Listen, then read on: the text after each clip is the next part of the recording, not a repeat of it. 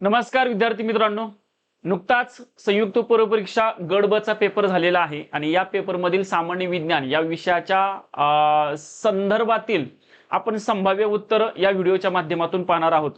मित्रांनो, पेपर झाला आणि पेपर झाल्या खूप साऱ्या विद्यार्थ्यांचे फोन आले, ज्यांनी बॅच केली होती, ज्यांनी आपलं पुस्तक वापरलं, वन डे रिव्हिजन केलं होतं. अशा विद्यार्थ्यांचं मत आलं की सर आम्हाला 11 ते 12 प्रश्न आपल्या पुस्तकातून आपल्या बॅच केलेल्यातून फायदेशीर ठरलेले आहेत. लक्षात घ्या मित्रांनो, आजच्या व्हिडिओच्या माध्यमातून आपण संभाव्य उत्तर काय असणार आहे थोडक्यात त्याचं विश्लेषण पाहणार आहोत आणि मग सविस्तर व्हिडिओ आपण नेहमीप्रमाणे काही दिवसानंतर आपण आपल्या YouTube चॅनलवरती अपलोड करणार आहोत. जर तुम्ही आपल्या चॅनलवरती नवीन असाल तर नक्की लाईक, शेअर आणि सबस्क्राईब नक्की करा. चला,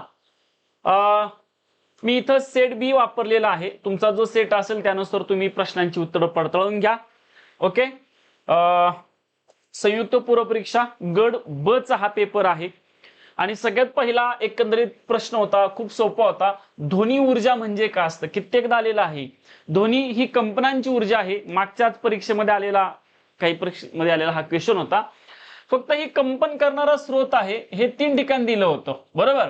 पण त्याच्यामध्ये कोणता होता तर तो आहे यांत्रिक ऊर्जेचा. लक्षात ठेवायचं, इट्स अ मेकॅनिकल एनर्जी. तुम्ही पुस्तक जरी वाचलं असेल, ऑलमोस्ट माझ्याच नाही सरासरी सर्व विज्ञानाच्या पुस्तकामध्ये ही माहिती दिलेली असते. हा एकदम कॉमन जनरल असा क्वेश्चन होता, त्यामुळे सगळ्यांचाच बरोबर ही लक्षात ठेवा. ओके, ध्वनी एक यंत्र आहे ना, मग यांत्रिक ऊर्जेचं काय होत असतं, कंपन होत असतं. म्हणून यांत्रिक ऊर्जेचं कंपन करणारा स्रोत म्हणून ध्वनी ऊर्जा पकडली जाते. सो ऑप्शन नंबर 1 हे त्याचा राईट आन्सर आहे. 67 नंबरचं क्वेश्चन खूप भारी होता बरं का. खालील विधाने सत्य की असत्य ते लिहा. आता याच्यातले सगळी विधानं काहींना माहिती असतील असे नाही, काहींना काही विधानं माहिती असतील. तर बघा, आता आपण न्यूक्लिअर फ्युजन आणि न्यूक्लिअर फिजन म्हणजे केंद्रकीय विखंडन आणि केंद्रकीय सम्मेलन अशा 2 क्रिया पाहिलेल्या आहेत. याच्यातली विखंडन क्रिया घेतलेली आहे. विखंडनामध्ये काय होतं, एका जड घटकाचे, समजा हा ए बी नावाचा घटक आहे, हा जड आहे, याचे विखंडन होऊन ए आणि बी वेगळा होतो आणि त्याच्याच बरोबर त्यापासून प्रचंड प्रमाणामध्ये ऊर्जा तयार होत असते. म्हणजे जड मूलद्रव्याचे विखंडन होतं आणि विखंडन होऊन 2 किंवा जास्त हलकी मूलद्रव्य निर्मिती बरोबर ऊर्जा तयार होत असते. आणि ह्या जड मूलद्रव्यावरती कोणाचा मारा होत असतो तर न्यूट्रॉनचा मारा होत असतो. कोणाचा? न्यूट्रॉनचा. मग काय काय बघा, विखंडन अभिक्रियेमध्ये जड युरेनियमचा अणू वापरतात. हो बघा, विखंडन प्रक्रियेमध्ये युरेनियम, थोरियम, प्लुटोनियम सारखे रेडिओ सबस्टन्स वापरले जातात. लक्षात घ्या, त्यातला युरेनियमचा वापर प्रामुख्याने केला जातो. म्हणजे हे सेंटेन्स तर करेक्ट आहे. विखंडन अभिक्रियेमध्ये खूप ऊर्जा बाहेर पडते. एक्झॅक्टली बरोबर आहे, हे सुद्धा विधान बरोबर आहे.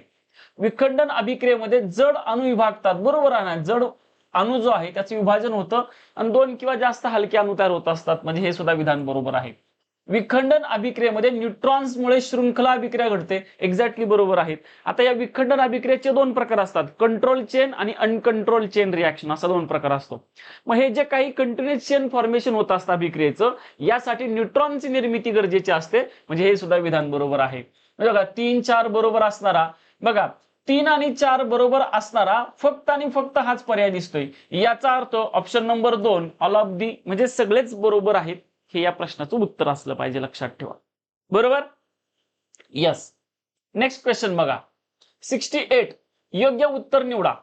ओके, क्ष किरण हे श्राव्यातील किंवा अल्ट्रासोनिक लहरी आहेत का? अजिबात नाही. एक्सरे हे अल्ट्रासोनिक थोडंच आहे. इट्स अ डायग्नोस्टिक रेज आहेत. लक्षात घ्या, डायग्नोसिस करण्यासाठी वापरामध्ये येणारे रेज आहेत. म्हणजे एक तर चुकला. एक्सरे सरळ रेषेत प्रवास करतात, बरोबर आहे.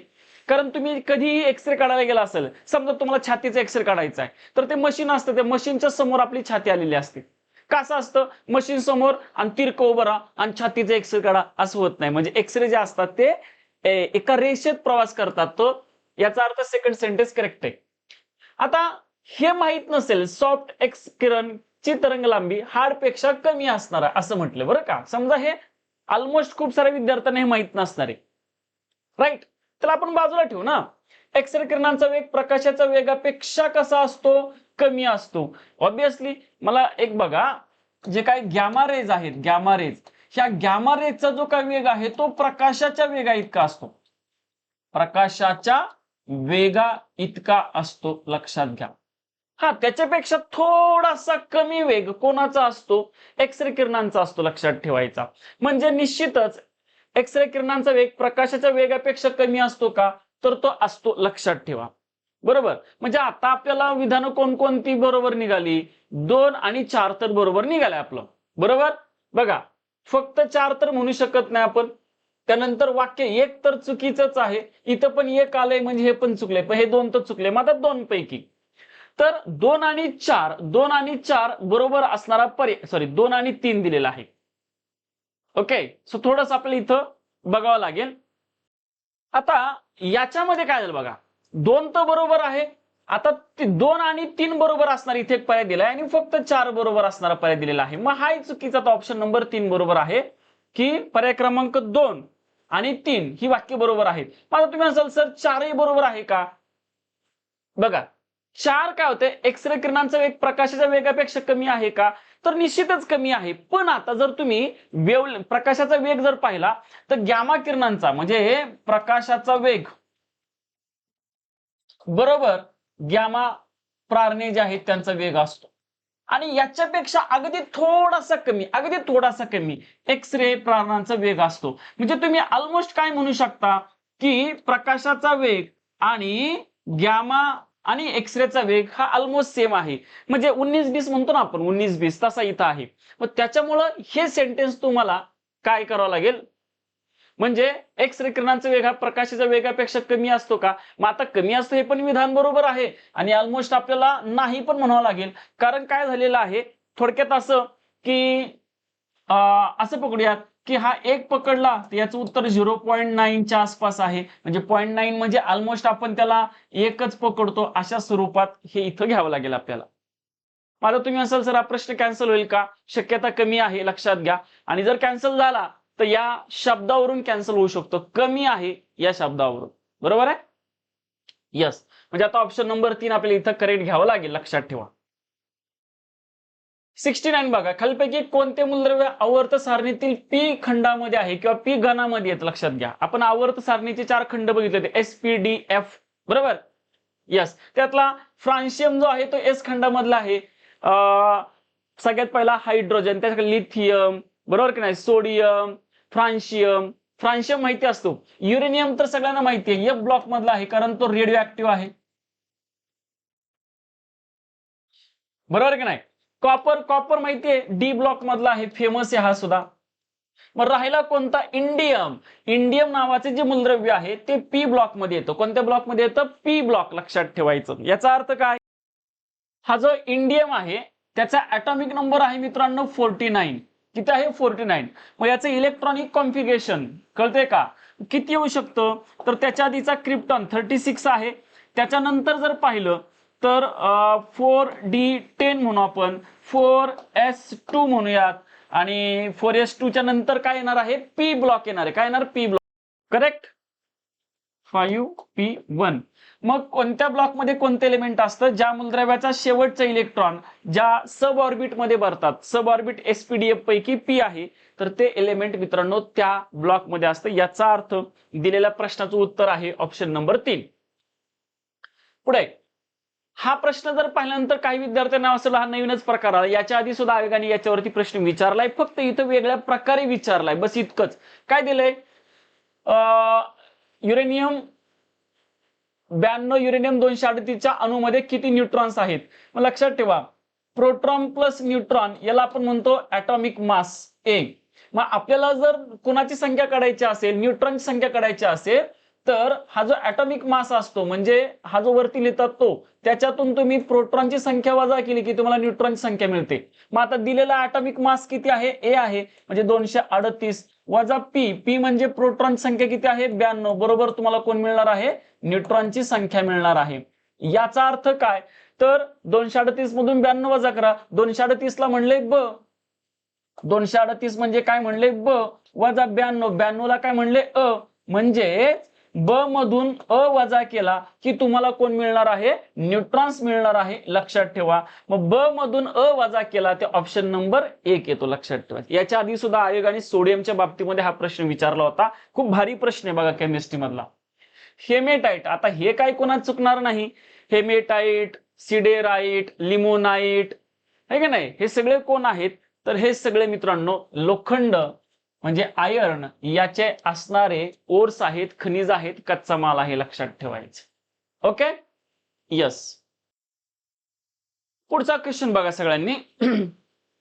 आता हा बघा, डिप्लोकोकस कोणत्या सब ऑर्डरशी संबंधित आहे? आता डिप्लोकोकस काय आहे, तर डिप्लोकोकस इज अ बॅक्टेरिया म्हणून लक्षात घ्या. आता हा मी फ्रँकली सांगतो, हा क्वेश्चन कोणाला जमलेला नसणार आहे. ओके, बरं त्यातल्या त्यात लिहायचा असेल तर मग डिप्लोकोकस हा सोरसपोडा हा जो काही सब ऑर्डर आहे, या सब ऑर्डरशी तो काय असतो, संबंधित असतो, लक्षात ठेवायचं. ओके, याचं काही टेन्शन घेऊ नका. तुमचा चुकला असेल, बरोबर आला असेल, शक्यतो हा प्रश्न अटेम्प्ट करायचाच नव्हता, लक्षात ठेवायचं. नेक्स्ट 73, ह्यापैकी कोणते सिलेंट्राटा फायलमशी संबंधित नाही असं म्हटलंय बरं का, नाही. मग संबंधित असणार कोण कोण आहे ते पहिलं बघा, राईट. आता इथं काही विद्यार्थी थोडेफार नक्की फसले असणार आहेत बरं का. आता प्रश्नात काय विचारले, सिलेंट्राटा फायलमशी संबंधित नसणारा प्राणी विचारले बघा. Sea pen, sea cucumber, sea fan, असे काही जणांनी सी म्हणजे समुद्रातले आढळणारे प्राणी, आणि मग त्यांनी हा ब्ल्यू कोरल्स बाहेर काढला असेल, बरोबर. तर ते चुकीचे मित्रांनो, लक्षात घ्या. हा सी कुकंबर म्हणजे समुद्रातला हा जो प्राणी आहे, तो आपण जी खायची काकडी असते त्या काकडीच्या आकाराप्रमाणे दिसतो, सो त्याला नाव पडले सी कुकंबर. हा जो प्राणी आहे हा सिलेंट्राटा गटातला नसून हा इकायनोडर्माटा या गटातला प्राणी आहे. म्हणजे अशा प्राण्याच्या बाह्य शरीरावरती काटेरी आवरण असतं. काय असतं? काटेरी आवरण असतं, लक्षात ठेवायचं. सो सी कुकंबर हे या प्रश्नाचं उत्तर असणार आहे, कारण तो सिलेंट्राटा शुंडेके असणाऱ्या प्राण्यांच्या गटातला नसून हा शरीरावरती काटेरी आवरण असणाऱ्या गटातला आहे, लक्षात ठेवा. नेक्स्ट बघा 74, ह्यापैकी कोणते उभयचर प्राणी आंधळे आहेत? आता इथं थोडंसं आहे आणि थोडं एक्स्ट्रा फीचर्स या गटातल्या प्राण्यांच्या संदर्भात विचारले, अँफिबियन गटातले, की आता सगळ्यांना माहिती आहे बेडूक, टोड्स, सॅलामेंडर्स आणि सिलिलियन हे सगळे प्राणी जे आहेत ते अँफिबियन गटातले, सगळ्यांना माहिती आहेत. पण त्यातलं बेडूक आंधळा आहे का? नाही. सॅलामेंडर आंधळा आहे का? नाही. टोड्स पण नाही. मग राहिला कोणता? सिलिलियन हा प्राणी. आता दोन तर निश्चित तुम्हाला माहिती असतात की यांची चित्र तुम्ही पुस्तकाच्या स्वरूपातून पाहिलेले असतात, बरोबर. आपल्याही जे काही विज्ञानाचं पुस्तक आहे त्या पुस्तकामध्ये या दोनही प्राण्यांची चित्र दिलेली आहेत, टोड्स पण दिलेलं आहेत.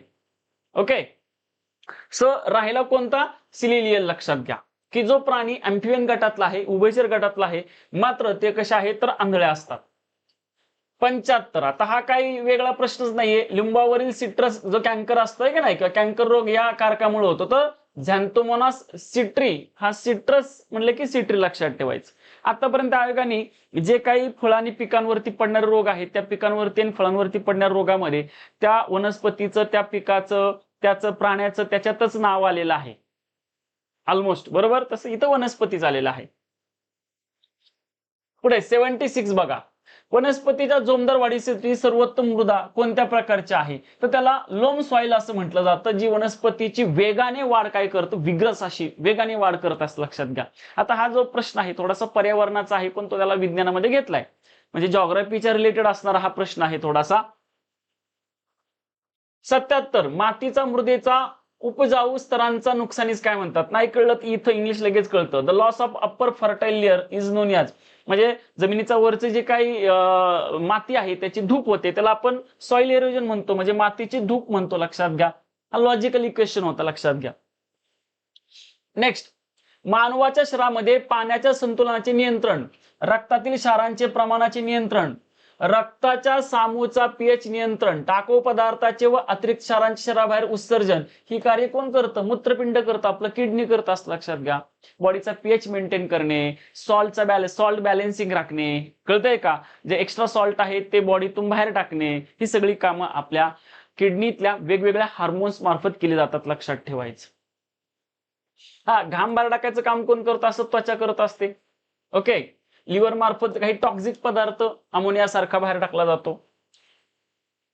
79, खालपैकी कोणती जीवनसत्व पाण्यात विरघळणारी आहेत? आता हा प्रश्न काय पोलीस भरतीलाही आलेले प्रश्न आहेत.